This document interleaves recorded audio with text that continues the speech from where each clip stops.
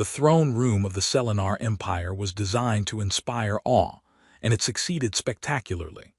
Captain David Reeves stood at the designated position for honored guests, trying to maintain the formal composure expected at such ceremonies, while also managing the underlying nervousness of someone who'd been coached for 3 days on proper protocol, and still wasn't confident he'd remember all of it. The room was massive, with architecture that combined function and beauty in ways human design rarely achieved. High ceilings adorned with luminescent patterns that shifted slowly, creating ambient light that felt natural despite being entirely artificial. Hundreds of Selenar nobles and officials filled the observation galleries, their formal attire creating a sea of elegant clothing in deep blues and silvers. At the front of the chamber, human diplomatic representatives sat in their designated section, looking appropriately formal and probably calculating the political implications of everything happening. At the center of it all, elevated on a throne that was somehow both elegant and imposing, sat Queen Ashira. David had met her 3 weeks ago during the crisis that had brought him here, a catastrophic mining accident on a Selenar colony that had threatened thousands of lives. He'd been commanding a human vessel, conducting routine patrol nearby when the distress signal came through. Standard protocol would have been to report the situation and wait for official diplomatic clearance before intervening in Selenar space. David had judged that by the time clearance came through, everyone on that colony would be dead. He'd violated protocol, crossed into Selenar territory without authorization, and coordinated a rescue operation that had saved most of the colony's population.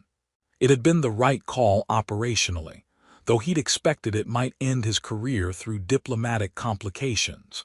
Instead, he'd been formally invited to the Selenar homeworld to be honored for his actions. And during the subsequent 3 weeks of debriefings, coordination meetings, and diplomatic functions, he'd gotten to know Queen Ashira beyond the formal public persona she projected.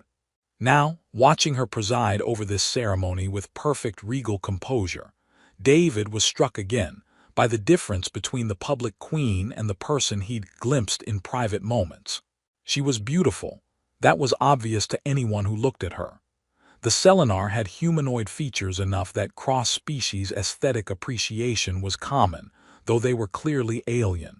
Ashira's luminescent markings traced elegant patterns along her skin, visible even beneath the elaborate formal robes she wore. Her ears were pointed and mobile in ways that conveyed emotion to those who knew how to read them. Her eyes were larger than human eyes, deep blue with an intensity that made direct eye contact feel significant.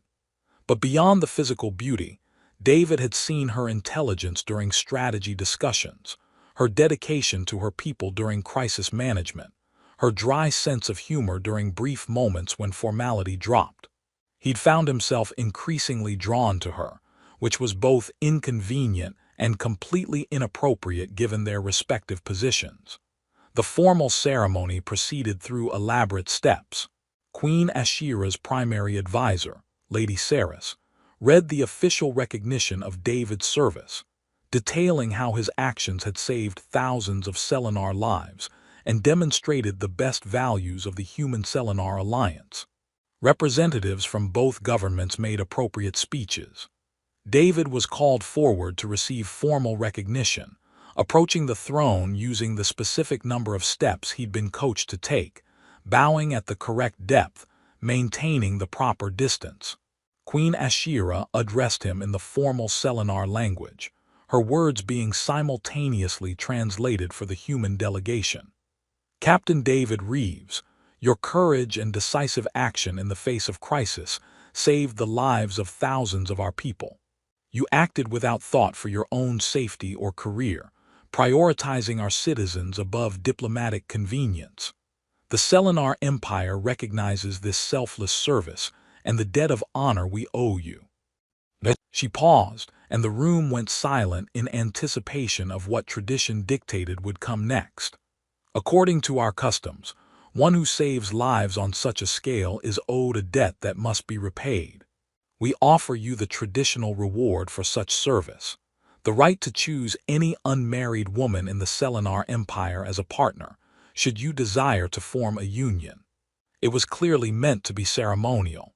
David had been briefed on this tradition, had been told that the appropriate response was either to gracefully decline, or, if he wanted to make a politically advantageous choice, to select from a pre-approved list of Selenar nobility who'd been identified as suitable candidates.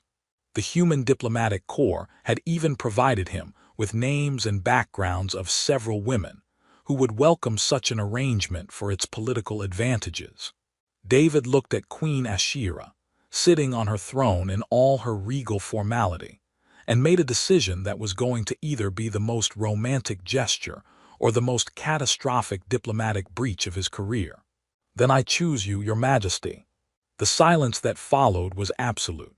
Not a single person in the throne room moved.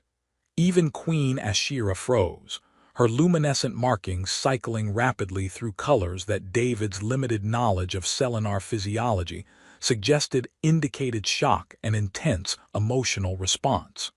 David had just broken approximately 17 protocols by addressing the Queen so directly, by treating the formal offer as if it could apply to her, by essentially declaring his personal interest in front of her entire court and diplomatic representatives from multiple worlds. Lady Saris recovered first, moving to intervene. "Captain Reeves, I believe there's been a misunderstanding of Selenar customs. The Queen's offer naturally doesn't include—" "Silence." Queen Ashira's voice was quiet but carried absolute authority. Her markings had settled into colors David couldn't interpret, her expression unreadable behind the formal mask she wore. "I will address this matter myself." She looked at David for a long moment, and he couldn't tell if her gaze was angry, shocked, or something else entirely. When she spoke, her voice was carefully controlled. "Captain Reeves, do you understand what you just said? Do you comprehend the implications of such a statement?" "I understand it was inappropriate, Your Majesty.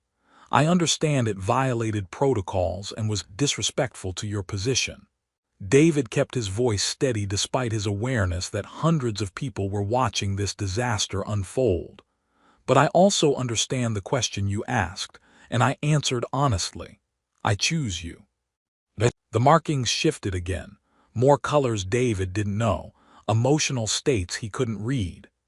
Queen Ashira stood from her throne, which apparently was significant because several court officials made startled sounds. She descended the stairs slowly, coming to stand directly in front of David at his level, another protocol break based on the reactions from her court. "You realize," she said quietly just for him, "that what you've said is either incredibly brave or incredibly foolish, and I'm not yet certain which." "Probably both, Your Majesty." Something flickered in her expression. Was that amusement? But it was gone before David could be certain. She turned to address the assembled court, her voice returning to formal register. "This ceremony is concluded. All persons will depart except Captain Reeves and my personal guard. I will address his unprecedented request in private." The court erupted in whispered conversations as people filed out, clearly shocked that a formal ceremony had been cut short. The human diplomatic delegation looked like they wanted to intervene, but didn't dare. David's commanding officer shot him a look that promised a very unpleasant conversation later. Within minutes, the vast throne room was empty except for David, Queen Ashira, and 4 guards stationed at distant positions around the chamber. The Queen stood studying him, her markings still shifting through colors he desperately wished he could interpret. "Explain yourself," she said finally, "and be honest because I will know if you're not." David took a breath. He was already committed to this disaster, might as well see it through. "During the rescue operation 3 weeks ago, and in the meetings since, I've seen past the formal distance you maintain. I've seen the person beneath the crown, someone brilliant, dedicated, bearing immense responsibility largely alone. Someone who shows flashes of humor when formality briefly drops, who makes strategic decisions I admire, who cares deeply about her people. These are observations about my capabilities as a ruler. They don't explain your statement. I'm attracted to you, Your Majesty, intellectually, professionally, and personally. I've been unable to think about anyone else since I met you." He met her eyes directly, another protocol break. "I understand that saying so is inappropriate. I understand the complications my position creates. But when you offered me the choice, I couldn't let the moment pass without being honest about what I actually want." Queen Ashira was silent for a long time, her markings cycling through what he thought might be conflict between different emotions. When she spoke, her voice had lost some of its formal edge. "Do you know how long it's been since anyone spoke to me with such direct honesty? Since anyone saw me as Ashira the person rather than the queen?" She paused. "I'm not certain if I'm flattered or offended by your presumption. Possibly both. I apologize for any offense, Your Majesty. That wasn't my intention." "Your intention was to declare your personal interest in me in front of my entire court and multiple diplomatic delegations. That cannot be walked back or ignored." Her expression was difficult to read. "You have created an impossible situation, Captain Reeves. I am a queen. I cannot simply accept personal advances from a human naval officer, regardless of my own feelings on the matter." David's heart jumped at that last phrase. "You have feelings on the matter." "I didn't say that." "You implied it." "I implied nothing. I stated that your situation is impossible." But her markings shifted to colors that might have been gold, warmth, pleasure, before she controlled them back to neutral tones. "I require time to consider how to address your unprecedented request. Return to your quarters. You'll be summoned when I've reached a decision." "Your Majesty, That is not a request, Captain. It is a command from your queen. Go." David bowed formally and departed, escorted by guards who seemed uncertain whether to treat him as an honored guest or a potential threat to their queen's dignity. As he walked through the palace corridors toward his assigned quarters, he reflected that he'd either just ruined human-Selenar diplomatic relations or started something that would change both their lives. Possibly both. Definitely both. He was in so much trouble. David's quarters in the palace were luxurious by any standard, but they felt like a gilded cage as he waited for Queen Ashira's decision. He'd been there for 6 hours when the secure communication system activated with a priority call from his commanding officer, Admiral Chen. "Reeves, what the hell were you thinking?"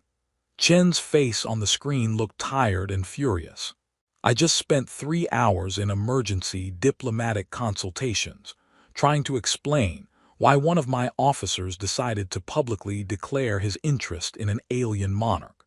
Please tell me you have a better explanation than temporary insanity." "I meant what I said, Admiral.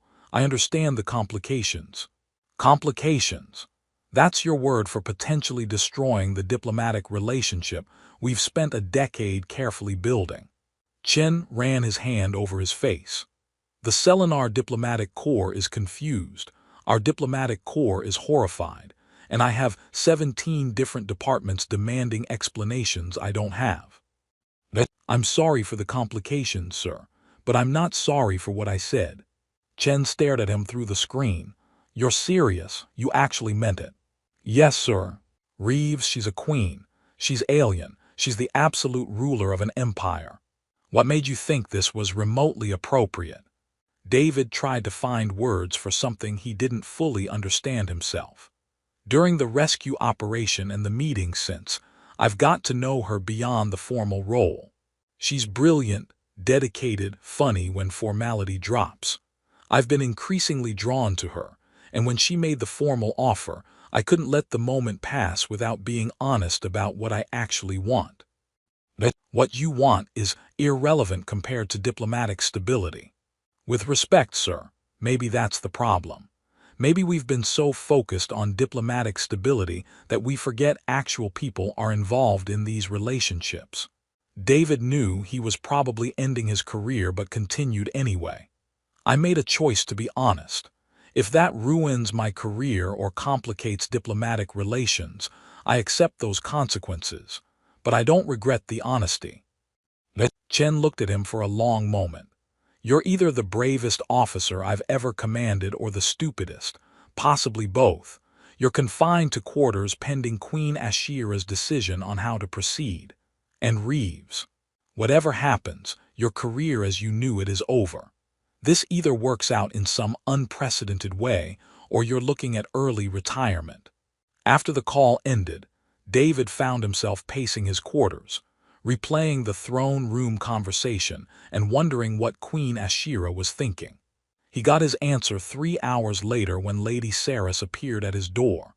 Captain Reeves, Her Majesty requests your presence in the private gardens, immediately. David followed Saris through palace corridors he hadn't seen before, deeper into private sections where formality gave way to more comfortable spaces. The gardens were beautiful, carefully maintained plants from multiple Selenar worlds, water features that created soothing sounds, lighting that mimicked their home star. Queen Ashira was waiting near a fountain, and David's breath caught at seeing her. She wasn't wearing her formal regalia. Instead, she wore simpler clothing that Selenar wore in private, her luminescent markings more visible without elaborate robes concealing them. Her hair was down rather than formally styled, and the overall effect was of someone choosing to appear as a person rather than a symbol. Captain Reeves. She dismissed Saris with a gesture, leaving them alone. I wanted to speak with you away from formal settings and observing courts. What you said today cannot be unsaid. We must address it honestly. I understand, Your Majesty. Please stop calling me that in private. My name is Ashira. She gestured for him to sit on a bench near the fountain. Tell me what you were thinking. Help me understand why you would make such a statement when you must have known the complications it would create. David sat, leaving appropriate distance between them. During the rescue operation, I made a tactical decision to violate protocol because following proper procedures would have meant everyone died. You thanked me afterward by saying sometimes the right action requires ignoring what we're supposed to do in favor of what we know needs doing. I remember. This felt similar. The proper protocol was to decline your offer or choose from an approved list, but the honest action was to tell you what I actually felt. He looked at her directly. In the meeting since the rescue, I've seen past the formal distance you maintain. I've seen someone intelligent, dedicated, bearing immense weight with grace. Someone who shows flashes of humor and genuine personality when formality briefly drops. I've been drawn to you, and I couldn't let the moment pass without being honest about that. Ashira's markings shifted to colors David didn't recognize, cycling through what seemed like complex emotional responses. Do you know how many people interact with me daily? Hundreds. Advisors, nobles, supplicants, diplomatic representatives. And do you know how many of them see me as anything other than a symbol, a political entity to negotiate with? She paused. None. No one speaks to me as a woman. No one treats me as a person with desires and feelings. I am the queen, and that is all anyone sees. That seems lonely. It is the cost of power. I accepted it when I took the throne 15 years ago. Her voice carried weight of those years. But then you arrived and somehow saw past what everyone else sees. You speak to me with direct honesty. You challenge my thinking in strategy meetings. You made me laugh during a diplomatic function where I'm supposed to maintain perfect formal composure. David felt his heart rate accelerate. You noticed that? I notice everything, Captain. It's necessary for survival in my position. Her markings shifted to what might have been warm colors, golds and soft oranges. I've been aware of you, of your presence, your perspective, the way you see problems differently from how Selenar approach them. I've found excuses to include you in meetings that didn't strictly require your attendance. So you've been interested. I didn't allow myself to think of it in those terms. I am a queen. Personal interest is a distraction I cannot afford. She looked at him directly. But yes, I've been attracted to your intelligence, your courage, your honesty. And that makes your public statement both wonderful and terrible. Terrible how? Wonderful because someone finally saw me as more than a crown and was brave enough to say so. Terrible because it forces me to confront desires I've suppressed for years, and because actually pursuing anything between us would create complications that could damage both our people's interests. Her expression showed conflict. I'm attracted to you, David, but I am also a queen with responsibilities that extend far beyond personal desires. They talked for hours in the gardens, the conversation becoming more personal than either had intended. David learned about the weight of ascending to power young, the loneliness of holding absolute authority, the way Ashira had suppressed personal desires for 15 years in service of her people. She learned about his own path to command, the reasons he'd chosen military service, the way his focus on career had meant his personal life remained mostly empty. By the time the Selenar moons rose, casting the gardens in silvery light, they'd acknowledged mutual attraction but faced the impossible reality of their positions. I cannot accept your request formally, Ashira said finally. The political complications are too severe. My position won't allow it. David felt disappointment settle in his chest but nodded. I understand. However, she stood and David stood with her. I'm not willing to completely dismiss what we've acknowledged here. I propose an alternative. You accept no, but it's also not rejection. Her markings showed determination. It's me choosing to explore possibility despite complications, to see if honesty and attraction can survive in the reality of our different positions and responsibilities. David considered this carefully. It wasn't what he'd hoped for when he made his statement in the throne room, but it was considerably better than complete dismissal. I accept your offer, Your Majesty, Ashira. Thank you for considering this, instead of simply rejecting the situation entirely. Thank you for being brave enough to speak honestly, even when doing so was inappropriate. She smiled, and it transformed her face from regal formality to genuine warmth. I don't know where this leads, but I'm willing to find out.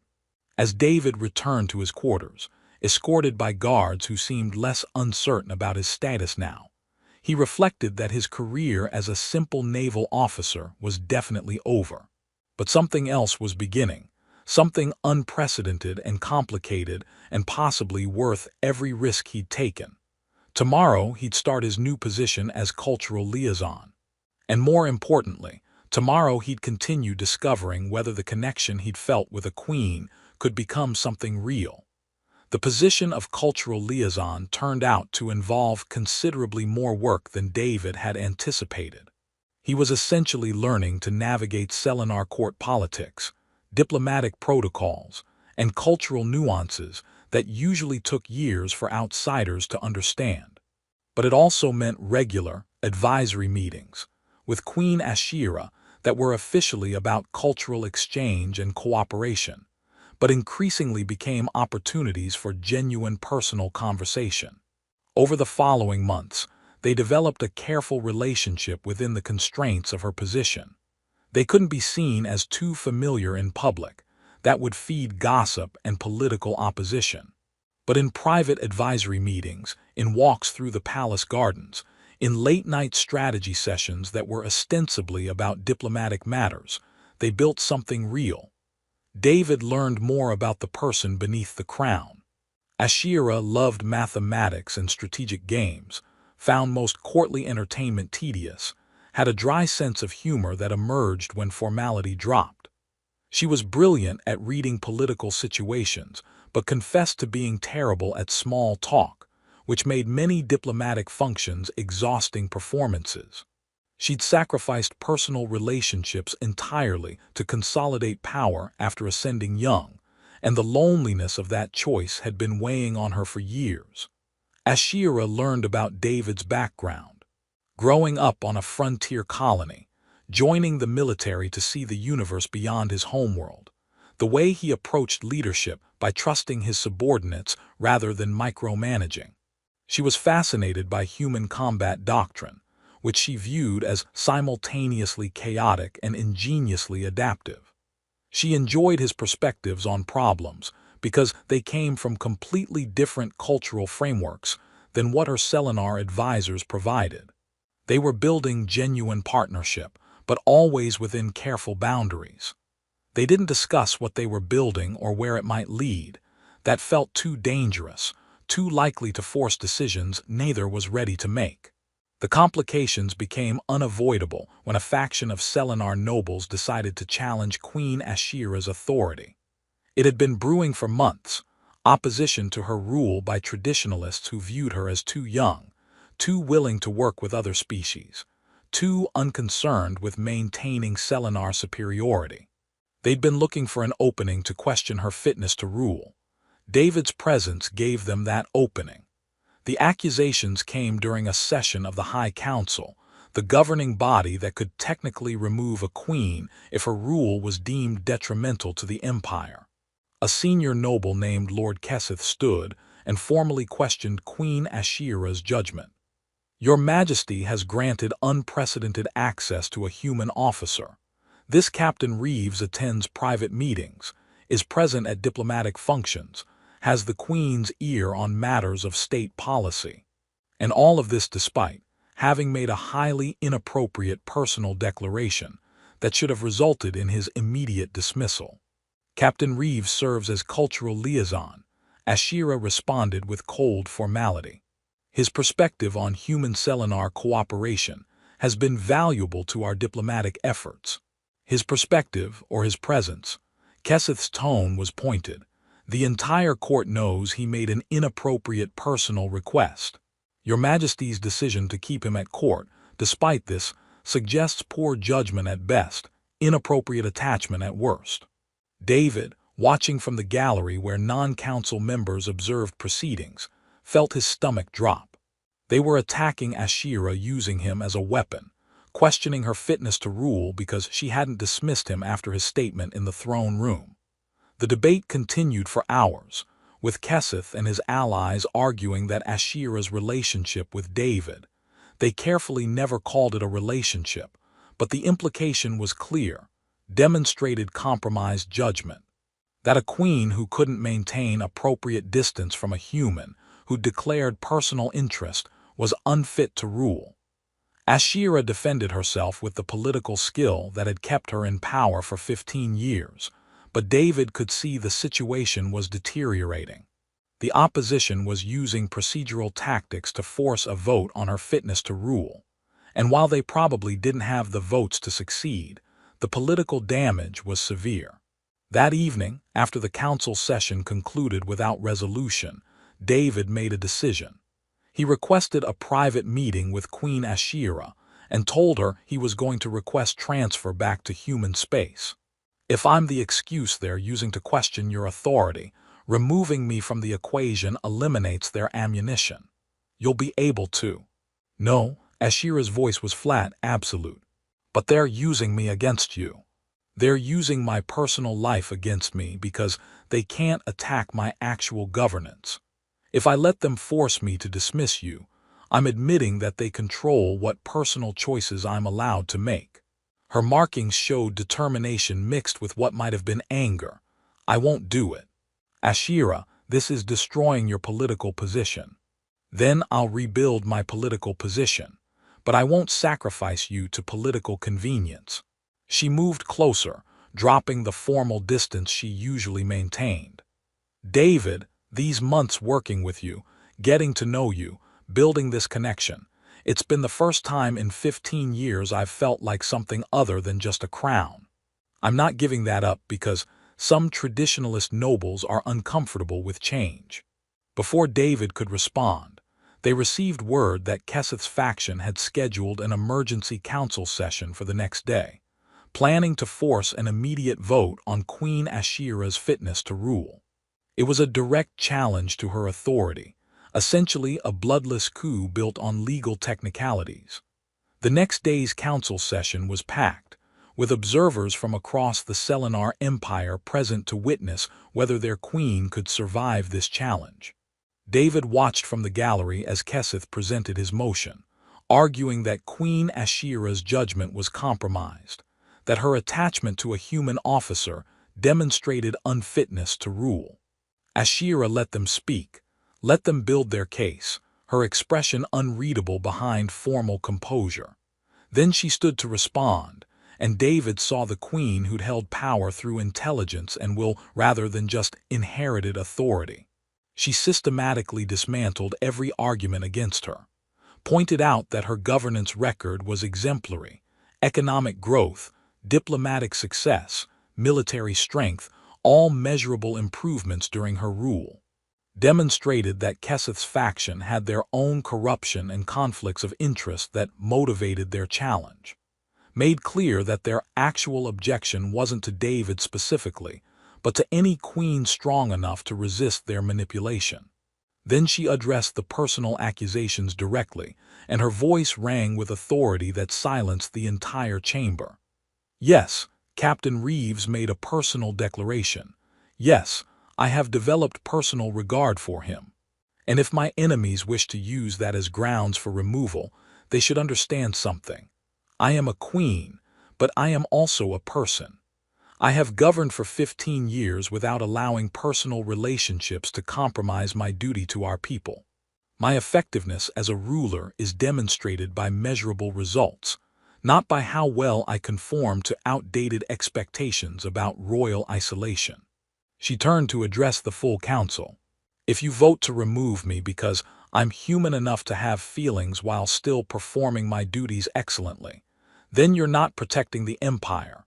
You're attacking me for refusing to be the emotionless symbol you're comfortable with. And I will not apologize for being both an effective ruler and an actual person with actual feelings. The silence that followed was absolute. Then one council member stood and spoke in support of the queen, then another. The momentum shifted as more council members recognized that attacking Ashira for having personal feelings while still ruling effectively was a losing argument. The vote, when it came, rejected Keseth's motion decisively. His attempted coup collapsed, and several of his allies quietly distanced themselves in the aftermath. Later, in Ashira's private chambers after the crisis had passed, she sat with visible exhaustion while David processed what had happened. She'd publicly acknowledged their connection, not explicitly stating it was a relationship, but making clear she had personal regard for him and wouldn't apologize for it. You just made our connection public, David said. I made my refusal to be ashamed of it public. There's a difference. She looked at him directly. I couldn't let you leave, couldn't pretend that what we've built doesn't matter. My enemies forced me to choose between political convenience and honesty. And I chose honesty because that's what you taught me by making your impossible request in the first place. I never meant to make your position harder. You didn't. You gave me permission to be something other than just a crown, to remember that being a good ruler doesn't require sacrificing every personal desire. She smiled, tired but genuine, though I admit this complicates things significantly. What happens now? Now we stop pretending this doesn't exist. We still have no clear path forward, but we're done hiding that there's something to find a path toward. David moved to sit beside her, close enough that their shoulders touched, a simple gesture that felt revolutionary given the careful distance they'd maintained for months. We'll figure it out. Yes, Ashira agreed, together. Following the council challenge, the political landscape shifted fundamentally. Queen Ashira had publicly acknowledged personal regard for David, which meant the relationship could no longer exist in ambiguous space. It had to be addressed formally, which created an entirely new set of complications. Selenar protocols around royal partnerships were elaborate and inflexible, built for relationships between Selenar nobility, not cross-species partnerships with humans who had completely different backgrounds and cultural frameworks. The High Council, while unable to remove Ashira for having personal feelings, could still block any formal partnership that didn't meet specific criteria. Lady Saris, who'd been watching this relationship develop with increasing concern and grudging respect, proposed a solution. The law requires that royal consorts demonstrate understanding of Selenar governance and cultural practices. Captain Reeves technically meets no eligibility requirements except proven capability, which your advisors grudgingly admit he possesses. She paused. However, if he were to undergo formal training in Selenar law, governance, and cultural practices, and successfully demonstrate competence, the council could be persuaded to approve him as a candidate. You're suggesting I put him through years of education to satisfy legal requirements. Ashira's tone was skeptical. I'm suggesting a compressed version, 12 months of intensive training that covers what Selenar nobility learn over their lifetimes. It's not ideal, but it provides a path forward that respects our protocols while acknowledging the unique situation. David accepted the challenge immediately. The following year became an intensive education in Selenar history, law, political theory, and cultural practices. He was essentially attending a diplomatic and governance academy compressed into 12 months, while also continuing his duties as cultural liaison and managing his relationship with Ashira. It was exhausting. Selenar legal frameworks were complex, their political history filled with nuances that took years to fully understand, their cultural practices built on assumptions that didn't translate easily from human frameworks.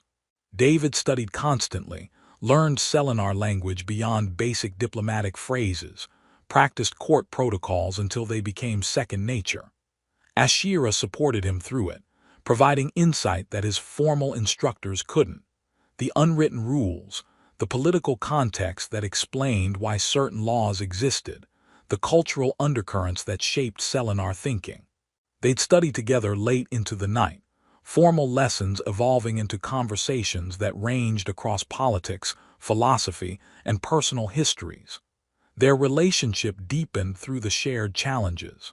The initial attraction based on honesty had evolved into genuine partnership built on understanding, mutual respect, and the kind of compatibility that came from facing difficulties together. They learned each other's strengths and weaknesses, developed comfortable patterns, discovered they made each other better, Ashira more human, David more thoughtful. The human diplomatic corps remained nervous about the situation, but recognized they couldn't stop it. David's family back on Earth, receiving updates via long-range communication, were confused but trying to be supportive. His mother's messages oscillated between excitement about her son dating a queen and concern about the impossibility of the situation. The final test came when David had to appear before the High Council to demonstrate his competence and request formal approval as a candidate for royal consort. It was not a formality. Several council members remained opposed, and they tested him rigorously on Selenar law, history, and governance principles. David drew on everything he'd learned, but also on his own perspective as someone who understood both human and Selenar cultures. When questioned about whether he could truly serve Selenar interests despite being human, he responded honestly, "I can never be Selenar, but I can understand your values while bringing perspective from different frameworks. I'd argue that's an asset rather than a liability. The Empire benefits from leadership that bridges cultural differences rather than remaining isolated." The council debated for hours. Opinion was divided, and Selenar constitutional law required Queen Ashira to cast the deciding vote in case of a tie. She could force approval, but that would undermine the legitimacy of the process. Instead, she made a political argument that forced her opponents to either approve David or publicly embrace aristocratic prejudice.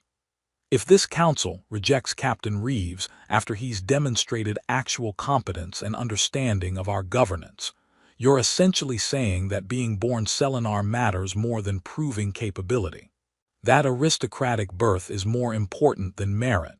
She looked at each council member. Is that truly the principle this body wishes to establish? It was a masterstroke that forced them into an impossible position. The council granted approval, though the vote wasn't unanimous. David was formally recognized as an acceptable candidate for royal consort.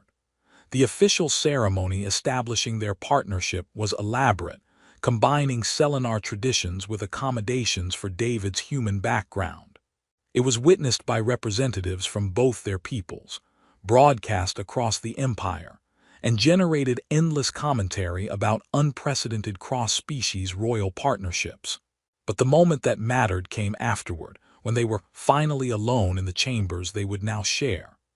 Ashira had removed her formal crown and elaborate regalia, standing before him in simpler clothing with her luminescent markings showing warm colors that indicated contentment and affection.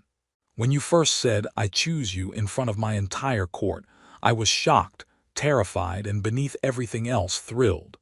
She moved closer. No one had seen me as anything other than a crown in years. You gave me permission to be both queen and person. I was terrified when I said it, David admitted.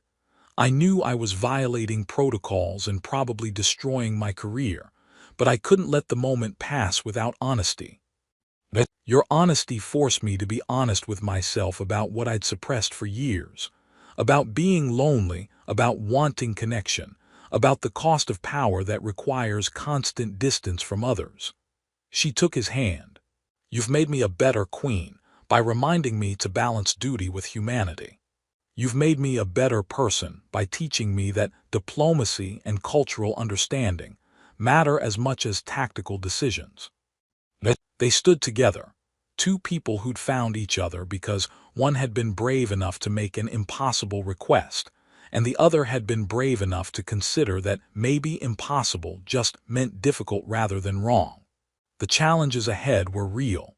Political opposition that wouldn't disappear, cultural differences they'd continue navigating, the reality that their relationship would always have public dimensions. But they'd proven they could handle those challenges together.